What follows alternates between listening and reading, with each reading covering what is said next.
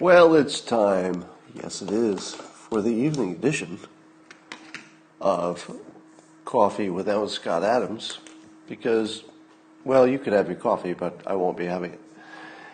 And it's another sunny, beautiful day here. Exactly the kind of day that your coronavirus doesn't like at all. We don't need the outdoors. We got each other. Let me recommend to you, if you'd like a good laugh, you know the meme maker Sol, S-O-L, Sol Memes 1? Well, she's got a meme of, I'll try to play it for you. Let's see it. Well, let me see if I can do it. I'll just play it. Looks like you might be able to see it. Together, we're just getting started. And watch Joe's tongue. This moment reminds us that the presidency is about true leadership. Having the forethought to prepare for the worst. And backbone to lead through chaos. I can watch this forever. To move beyond politics and serve every American, no matter where they live or what they believe. Only one candidate in this election has all three. My husband, our next... I can watch that all day. It's funny. It's literally just one joke, and you can watch that one joke for like 5 minutes at a time, and then just loop it and watch it again. Oh, that's the funniest thing I've seen today. So the Biden protection program continues. I can't think of anything more perfect for Joe Biden than they don't let him campaign. Was the coronavirus designed to get Joe Biden elected? Because, I mean, think about it. The worst thing that could have happened to Joe Biden is that there was no coronavirus and he would be out there trying to talk in public. But there is a coronavirus.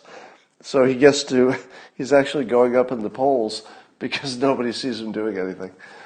Apparently he's got a strategy. His strategy is to hide in the basement and not let anybody see him talk until he's president. Could work. I'm not saying it's not going to work. So I'm just sort of catching up on this General Flynn stuff. And all of these legal stories, they tend to have too much detail. So I try to figure out what's going on. It sounds like somebody was bad to somebody. And you can't really, I don't know, I just lose interest on all the legal stuff.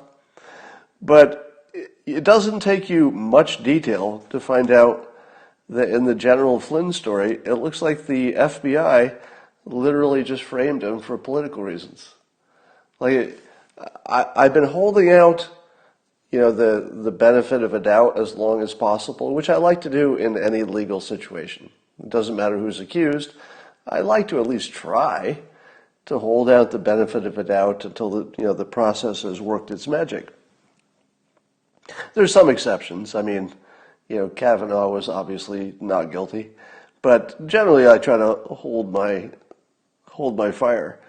But I guess it's time to talk about it, because it seems we have enough information now that's been released that apparently the FBI is thoroughly corrupt.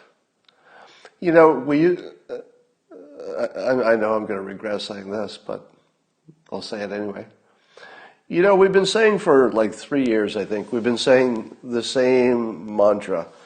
Well, there are a few rotten apples at the top of the FBI, but the rank and file, the people doing the work, they're good patriots and everything. And now I think we just have to question that. Sorry. Which doesn't mean that, obviously doesn't mean all people at FBI are bad. Most of them, I assume, are good. But the people at the top, and at least, far enough down that we're involved in this Papadopoulos stuff and the General Flynn stuff, all this stuff, were just completely crooked. Completely crooked. Apparently. I mean, that's what the news is telling us. They're completely crooked.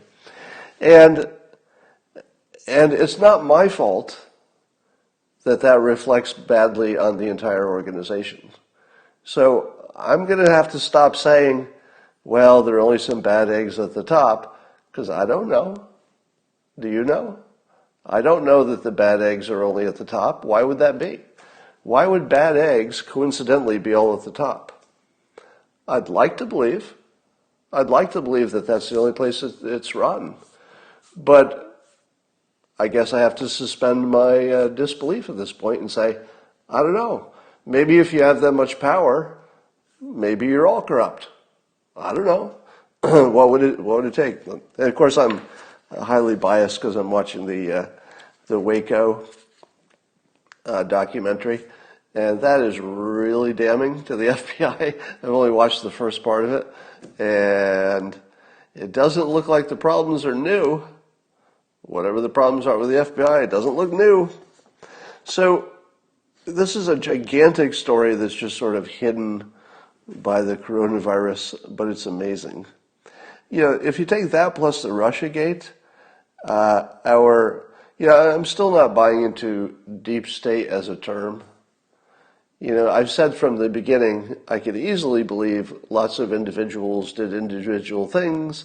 I could easily believe that some of them talked to each other, but, not some great organized conspiracy. But still, deep state. I would have to say at this point it is demonstrated to be true and corrupting the country, and Trump came in and just ruined all their stuff. He just broke all their toys. So I would be super, super disappointed if there are not lengthy jail terms for most of the top of the FBI at this point. And what the heck is Christopher Wray doing? Do you have any confidence in Christopher Wray that we're finding this stuff out now? I hate to be the guy who says it should have been done sooner, because that applies to just everything. But we got some questions for Christopher Wray.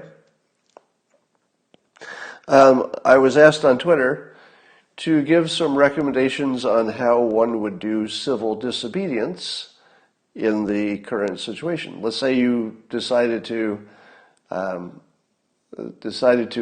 the guidelines and, or wanted to ignore them.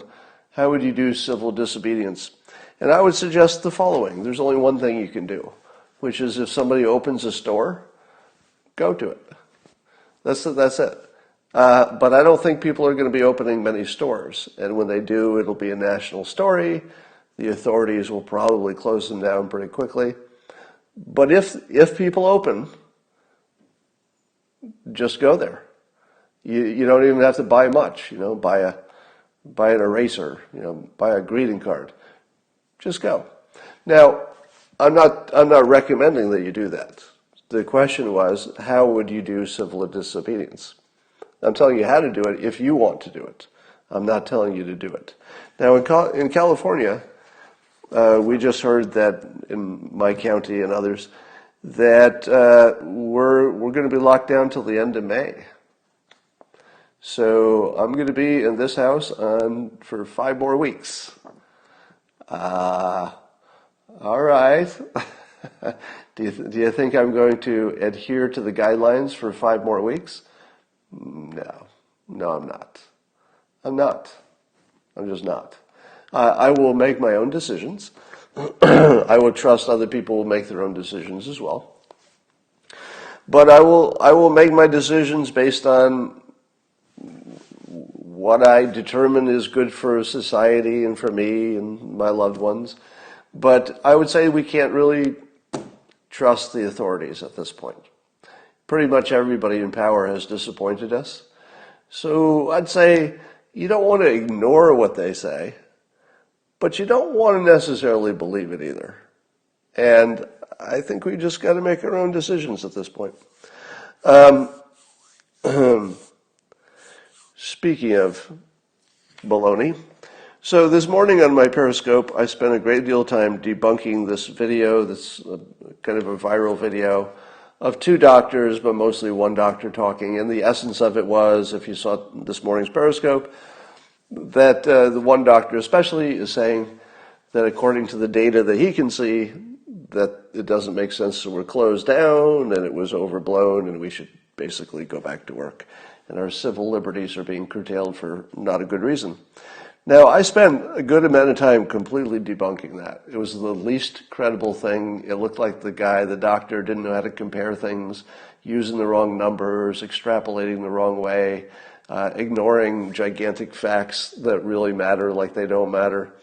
So it was the least credible thing I've ever seen, and that was just featured on Tucker's show. So the way the world works, and you live in the world too, so you know what happens next, right? You know, you can sort of connect the dots. First of all, you'll all be calling for me to debate with Tucker, which probably won't happen. Secondly, Tucker's show has far more wattage, so probably at least half of all conservatives now believe that debunked doctor thing. Debunked in my opinion. So I'm the one who's saying it's debunked by my own work and some other people who joined in the comments section. But it's very disappointing to me because it looks like Hannity all over again. Now, who knows how this is going to turn out?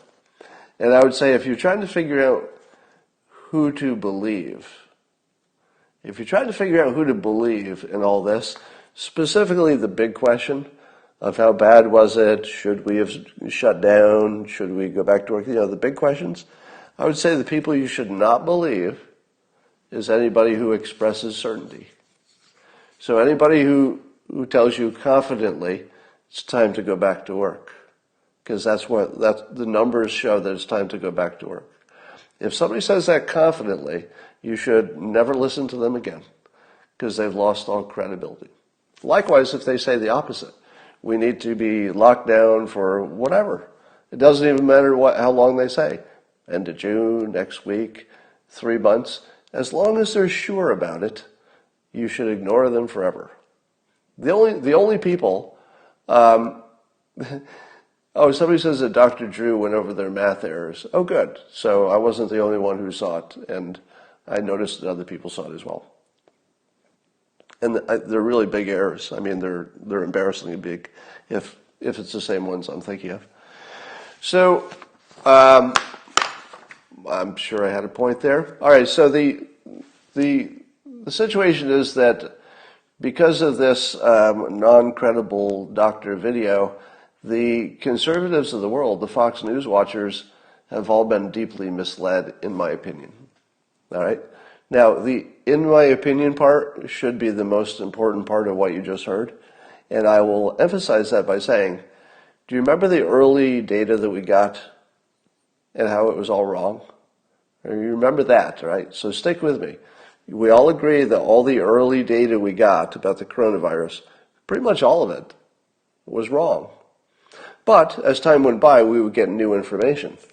How was the new information? All wrong, right? But there was more information after that. Each week there would be new information. How was the information after that? All wrong. Now, coincidentally, we finally get this video of this doctor who says the things you want to hear. Because you want to hear a doctor say, I've got the secret scoop. It's all a big phony hoax. You can go back to work. That's what you want to hear. I mean, you want that as much as you've wanted anything in your life. You really want that to be true. So how did you hear it? You heard it as true. That's how your brain is organized. You wanted that to be true so badly that it became true, even though on the surface it looked just ridiculous. I mean, just crazy, non-credible. Now, so these new doctors have some new information. Is this the time that the information is accurate? Just ask yourself this. It's never been accurate yet. No matter where it came from or who said it, it wasn't accurate. But this is the time? Guy on video that we've never heard of, he got it all right? Totally possible. You could not rule out that eventually somebody gets the right answer, and for the right reason, not just guessing. Could be him. But what are the odds? Just ask yourself, what are the odds that this guy got it right, and the people who still have it wrong are the experts who are seeing the whole field? So the guy who's just from his one little perspective in an emergency room that apparently didn't have much action. I mean, that part of the reason he was talking about it is that he wasn't very busy. From his little perspective, he got the right answer, but all the experts didn't. Totally possible, because we watched that happen. We watched all the experts say that masks don't work, and people who are not experts like me said, I'm sorry, but all the experts are lying to you. I don't know why exactly, maybe to conserve supply. I mean, that's what I was saying at the time. And then, of course, it turns out they're all just lying to you. Did you believe the stories that said hydroxychloroquine was a magic pill? A lot of you did. I wanted to believe it. Then news came out that it's killing people. Did you believe that? Well, I wanted not to. But I thought, well, maybe I better hold on. You can't believe the fact. You can't believe the debunk of the fact. You can't believe the debunk of the debunk. We're living in a world where all of our information is flawed, deeply flawed. Flawed to the point it doesn't even point you in the right direction. That's the most flawed you can get. When I talk about Trump, departing from the fact-checking, I always say that at least he's sort of, directionally, he's pushing you in the right direction. But with the coronavirus stuff, none of the information is credible, and it points in opposite directions. What do you do with that? Right? Well, the only thing you do is tiptoe. The only thing you can do is try something. So one of the things that Tucker said was that there's a Wall Street Journal article I did not read, that claims, and again, I didn't see it, but it claims, according to Tucker, that a study was done of states that closed down quickly and tightly versus ones that didn't. I think it was just states, not countries. But the claim was there was no correlation in outcome. Now, I don't know what to say about that, because that's so obviously wrong, isn't it? Again, let me be as big a jerk as I was a few weeks ago when I said in public, they're all lying to you about the masks. Of course they help a little bit, obviously. And so I went out on a limb, disagreed with all the medical professionals, and I was right. Now, Tucker is saying that there's somebody must be a professional at statistics, somebody who knows how to do this sort of thing, looked at it, and the expert, who's far more expert than I am, I wouldn't even be able to check their math. That expert has said that when you keep away from each other in a pandemic, where the very nature of it is that being close to each other is what makes it spread, but if you don't spend as much time close to each other, it doesn't make any difference. What? What? Are you kidding me?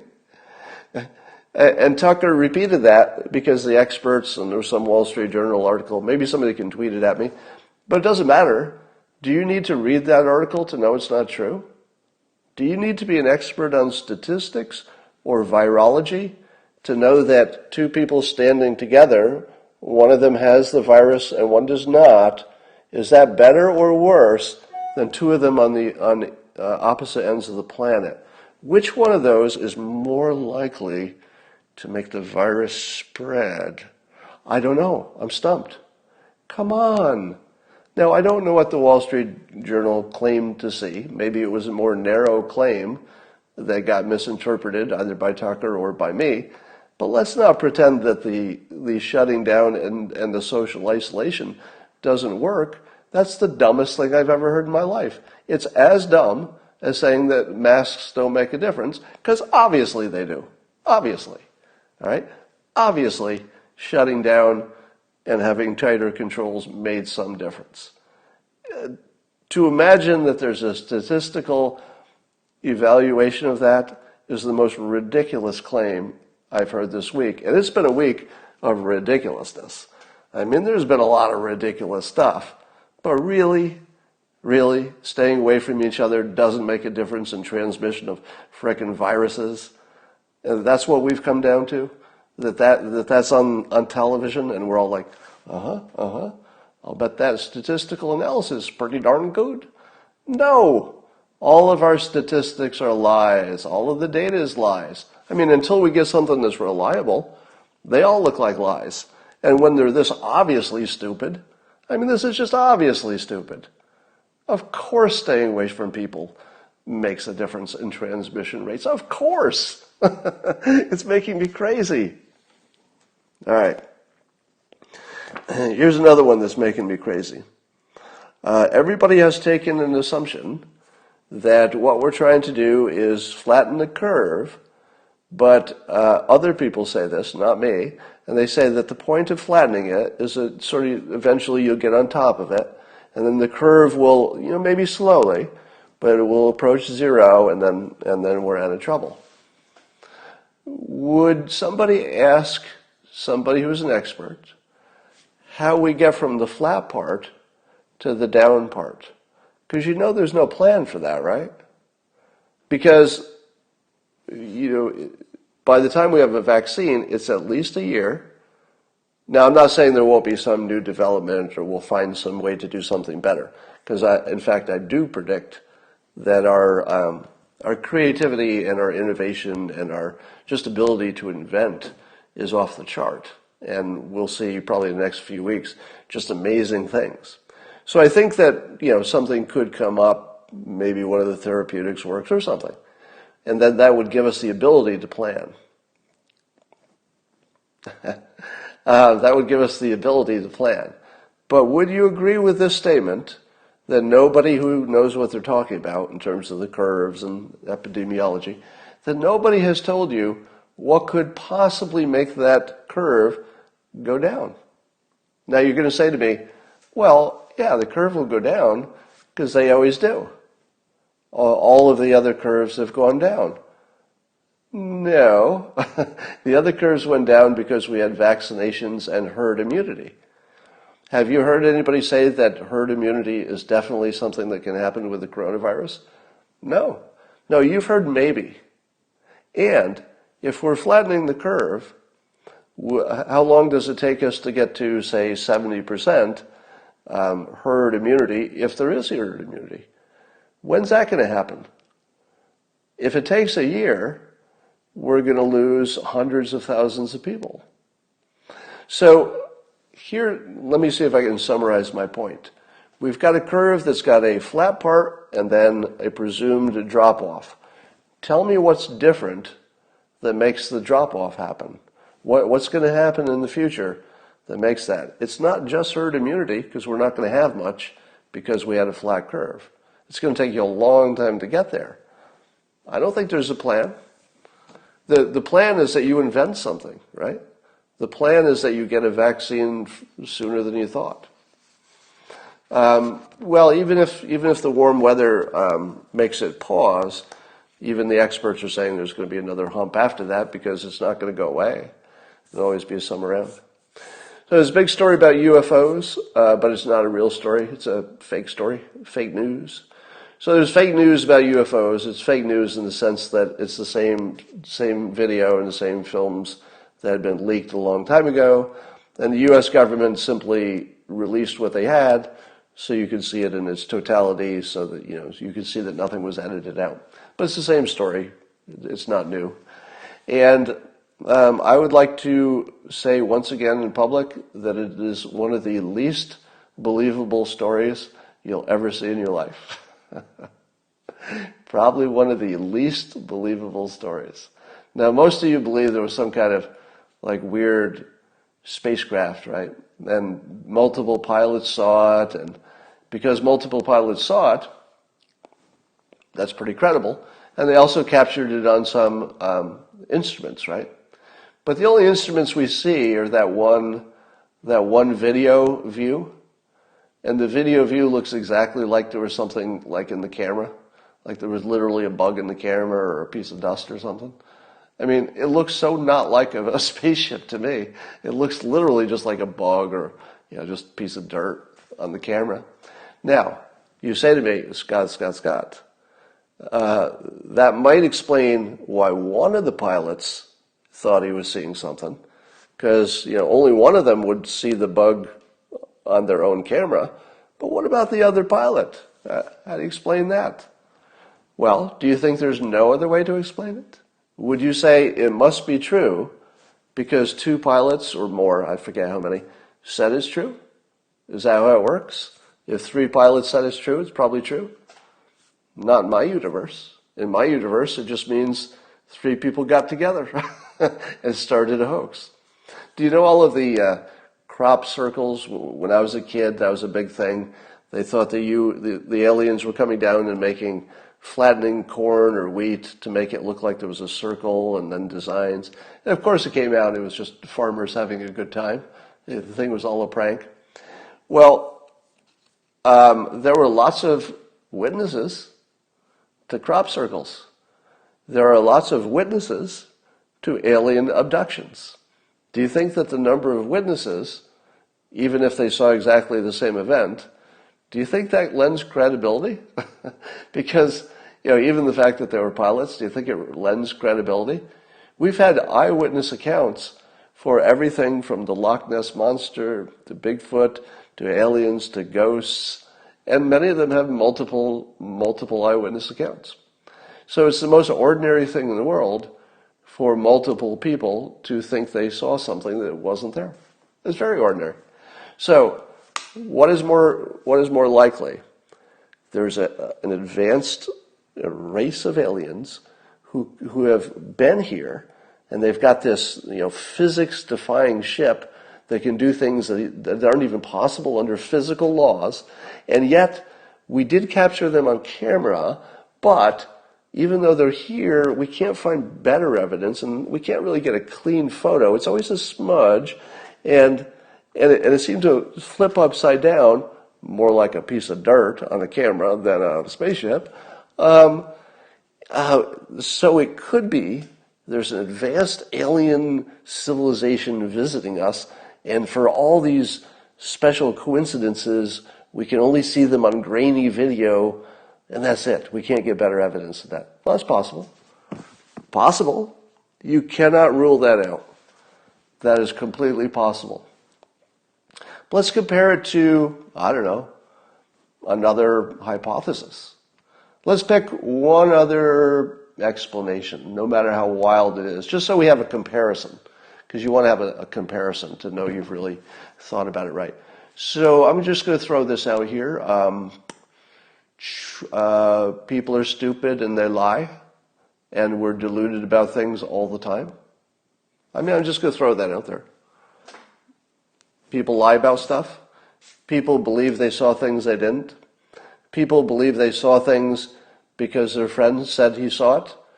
How easy would it be to imagine that one pilot was just looking at something and saw something natural and didn't know what it was, and the other pilot was saying, "Did you see that? Did you see that? It defied physics." And the guy in the other plane's like, "I think I did see that. As a matter of fact, I think I did." You can convince somebody they saw something that quickly, and a false memory can be spontaneously created just that quickly. Very easy to do. We've been watching false memories be created all week. Do you know that, I'll bet, if you did a survey and you said, did you hear the President of the United States say in his own words that maybe we should consider injecting household bleach and Lysol into your veins? Did he say that on TV? Do you know how many Democrats would say, "See it, I saw it with my own eyes, I heard it"? Yeah, of course he did. Now, it didn't happen. All right? Most of you know that, right? It didn't happen. But how many people could you get to be an eyewitness who say, not only did it happen, I was there. Dude, I saw it. I heard it, I saw it. There's no question about it. I saw it live. I was in the audience. And yet it didn't happen. So, you're watching every day in the news, people have spontaneous false memories for which there are literally millions of other witnesses. Millions of people believe the president suggested shooting up with Clorox and Lysol. Millions. Never happened. There's no part of the real world in which that happened.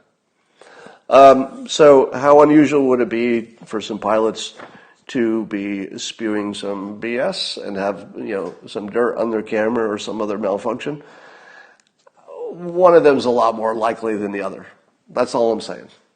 If you had to put a bet on it, one of them's a lot more likely than the other. Looks like Diamond and Silk got booted from Fox, the rumor has it, for spreading some coronavirus conspiracy theories. To which I say, boy, that's a fine line, isn't it? Isn't that kind of a fine line? What's the line between a coronavirus conspiracy theory and what's actually happening and how people are actually talking about it? Don't we have legitimate people saying it's no problem at the same time other legitimate people are saying it's a big problem? I mean, we're reporting the facts completely opposite. Are you telling me that Diamond and Silk, they're the only ones who got something wrong about the coronavirus? I don't think so.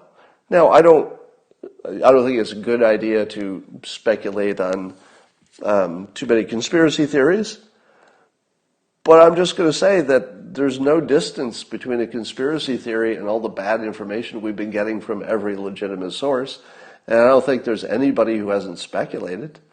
We've all speculated about the medical possibilities. We've speculated about who's lying.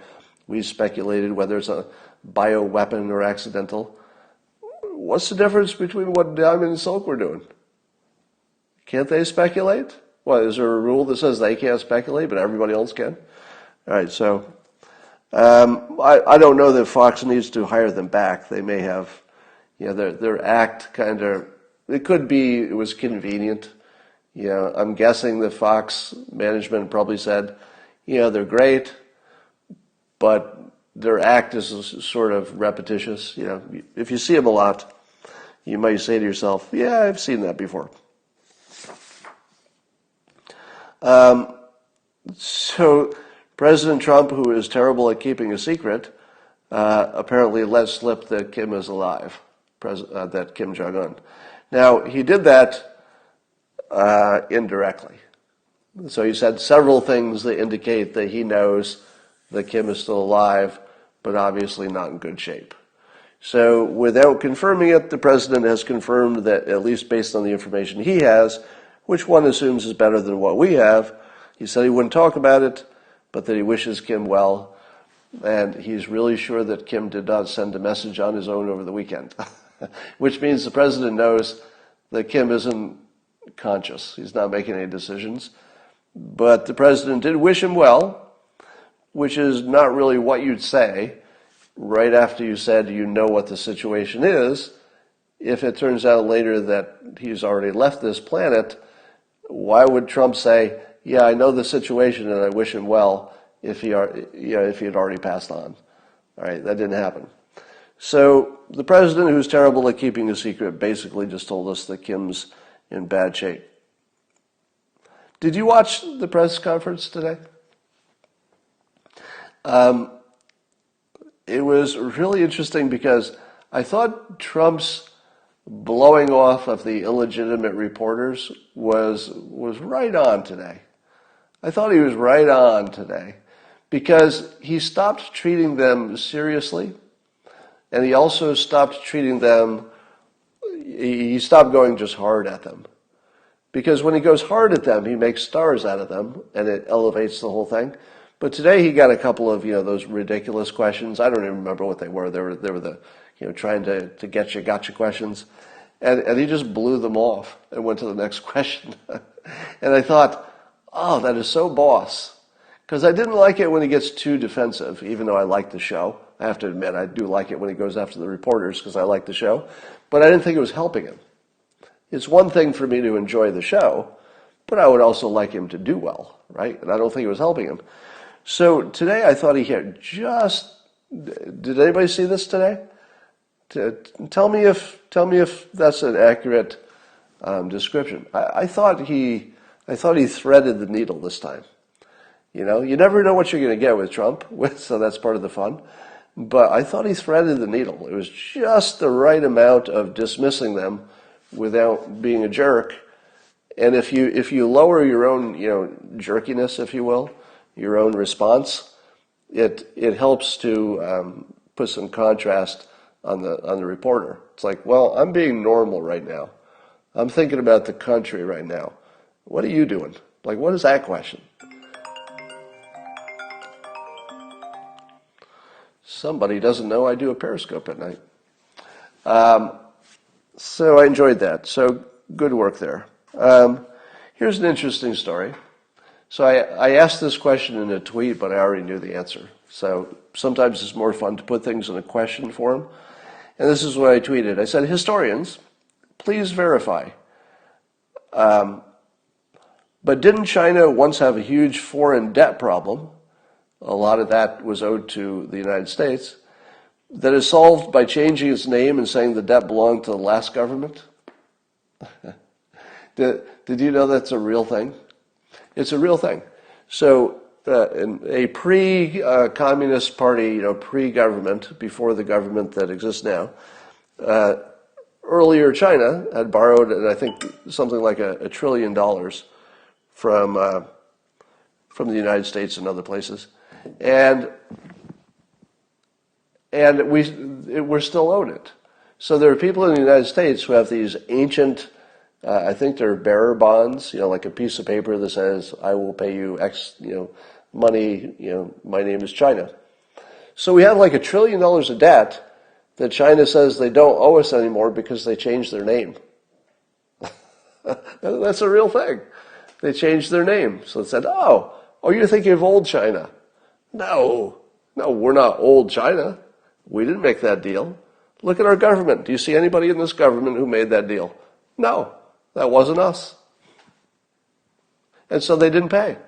So there's $1 trillion of Chinese debt. I think maybe just the United States part is that big. And they just didn't pay. And they don't have to.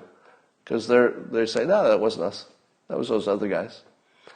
So I'm not suggesting that we do that. But I'm not suggesting we don't. I'm just saying we should look at it. Just give it a look. I don't know what the pros and the cons of that are. Rachael Maddow's lawyer said in open court he was trying to defend her from charges of defaming somebody. And he said that her statement is quintessential statements of rhetorical hyperbole, incapable of being proven true or false. In other words, her lawyer said that she can't have defamed somebody because you have to understand that nothing she says is reliable. So how would you like to be a Stanford graduate, a Oxford graduate, and what was she, like a Fulbright scholar or something like that? So Rachael Maddow is seriously smart. Like, say what you will. I know you don't like the politics, blah blah blah, but seriously smart. I mean, you don't want to compete with her on the SATs, is what I'm saying. So the super smart person has to have her lawyer, also smart, one assumes, arguing on her behalf that she doesn't know what the word literal means. That's actually a big part of their case, because the insult in question, the defaming part, used the word literally, which is key to the claim, because what she said is X person is literally being paid by Russia, which was not true. X, whoever it was not being paid by Russia, not literally and not figuratively. Now, the lawyers pointed out that she has used the word literally correctly to mean something actually happening, not figuratively. She's used it correctly a whole bunch of times in ways that it's obvious that she knows the difference. As in, this literally happened 2 minutes ago, and it actually did happen 2 minutes ago, so literally it did. So she knows the word. She has 2 prestigious degrees. She has an IQ that's probably through the roof. And she has to win her case by arguing that she's not actually smart. And that's her best play. Her best play is that she's kind of dumb and she lies a lot. Or she just makes stuff up, I guess. Some version of that. Well, good luck with that, I say. Making 10 million a year, yeah. Whatever she's doing it well, apparently, if she's getting paid that much. All right. It's a show, not the truth. That is correct. You know, I say this a lot, but Fox News deserves a lot of credit for how well they label their opinion shows versus their news shows. And I know there's some people who can't tell the difference. But I think the obligation of the program is just to label it, you know, to make sure people know the difference. If they choose not to know the difference, if they choose to treat the opinion people as fact people, that's sort of on them. But you have to admit that on CNN it's a little less obvious. You know, who is the news, who's the opinion, and the fact that they all hate Trump is pretty obvious. All right. Smart does not equal intelligent, somebody says. Yeah, I suppose you could argue that. China holds U.S. bonds converted from trade imbalances. These are bought and sold on the open market. Yeah, so I don't know if we have any options for doing anything to China to get reparations or anything from this coronavirus stuff. They're just going to say that, yeah, I assume they'll just say, it wasn't us. And that's the end of it. Yeah, we're hearing some stories about meat packing problems and shortages, but I don't think that translates into a food shortage. Because if you had to be a vegetarian for a few months, you wouldn't die, all right? If you have to be a vegetarian for 2 months, you'll be okay. But I have a feeling that they'll get those meat packing places up and running in 30 days or something just because we have to. Could I do a 15-minute show for YouTube? Why would I do that? Nicotine products in France are banned. Yeah, wasn't there there was some thought that nicotine might protect you? And as soon as I saw that, I was like, oh, no, people are going to start smoking and get nicotine patches. But it's even worse than that. So, you know, when there was a run on the hydroxychloroquine, I said to myself, I'm glad I don't need any hydroxychloroquine. I'm glad I don't have one of those, you know, lupus or arthritis conditions or malaria or something where I need that pill because it'd be hard to get now. And then today there's a news story that one pill that I do take might work. Famotidine, I think it's a heartburn drug. So it's a acid reflux drug, which I actually take. Apparently people who have been taking that are not having as much problems, but don't go run and buy a bunch of stuff. Pepsid AC, yeah. Pepsid AC is made of that material that I just said. There are a number of products that have that. Interestingly, on day one of the, when people were hoarding, all of the famotidine got bought out in the first few days. So it was one of the things that people hoarded on day one. But so far I've managed to, and I couldn't even get it from my healthcare provider. But I know the supply is a little better. So somebody says it's famotidine. Famotidine. Looks like you know what you're talking about, so I'll say that that's true. Oh yeah, then Singulair, another asthma medication, has some indications it works. Let me ask you this. So we heard from the president and others that there are a whole bunch of trials going on for therapeutics. I think several dozen. I don't know the exact number, but somewhere in the range of 30 different trials for different therapeutics.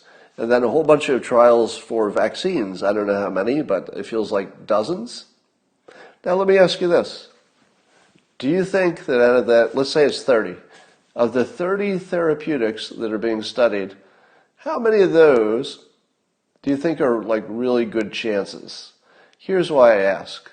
At the beginning of the crisis, everybody, including scientists, realized that suddenly their incomes were in jeopardy, right? It didn't matter what you were doing or who you were. You suddenly said, oh, my income is in jeopardy. I mean, even my income basically will disappear. So after the end of this, I have to go get a job or something because I won't be I won't be a cartoonist anymore. There won't be any newspapers after this. But so you have all these scientists who know that even they need to figure out how to make ends meet, and they might not be able to do it with their regular job. So then they hear that the government is desperate to get some trials going of therapeutics. So you're a scientist, you're not sure you have any other kind of work, it's the only work you can get. The government just said we have all this emergency billions of dollars, you just have to apply for it and we'll fund you because we're desperate. What do the scientists do when the only place they can get money is from the government and only if they're testing coronavirus solutions? Well, let me tell you how that goes. Person who's maybe saw something about hydroxychloroquine says, I think there's a good reason this might work. I'll test this. Somebody looks at remdesivir and says, we have good indications that this has got a chance. So we'll test this. What do the others do? Well, I'll tell you what they do. They go into their closet and they take out a tube of toothpaste and they say, let's use some of this in a petri dish, because if it kills a coronavirus even a little bit, I'm going to say we're going to study toothpaste and we can get some study money and we'll just study toothpaste. So I think out of the 30 or so therapeutics that are being studied, the way you should look at it is there might be 2 or 3 that have some real promise, and probably 27 or 28 that are the equivalent of toothpaste, which, as a scientist said, I only got one way to get paid. I guess I'm testing something for the coronavirus. Is there anything laying around? I'll use whatever's in my medicine cabinet. Oh, how about some famotidine? Yeah. Oh, what else we got in there? Singulair. Yeah, let's test that. So I just have a suspicion that the vast majority of the trials, both for therapeutics and for vaccines, are not even close to being real. Not even close. Everybody who's worked in a big organization is nodding their head right now, right? For those of you who don't have experience in large organizations in which people are putting together funding requests, it's what I used to do for a living. I would put together funding requests for big hardware upgrades and stuff. And so I've seen the budget process. All you need is a big pot of money and somebody who's not checking too carefully, and people are going to ask for that money. That's the way it works. Somebody says I'm cynical. The difference between cynical and correct tends to be how much experience you have. So if you don't have much experience, I look cynical. If you have experience, I just look correct. Somebody in the comments says, yes, they're nodding in agreement because they write grants. So somebody who writes grants is saying, oh yeah, we'll throw the toothpaste at it to get us some money. It's a person who writes grants. Don't take my guess. Take it from the person who does it for a living, or did it for a living.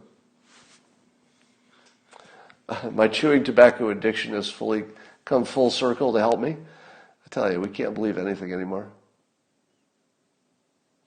Somebody says their company gets that money and they're fully employed. Well, there you go. All these companies that are close to a vaccine. Let me ask you this. Why were there not 30 therapeutics and 30 vaccines being tested for every regular flu?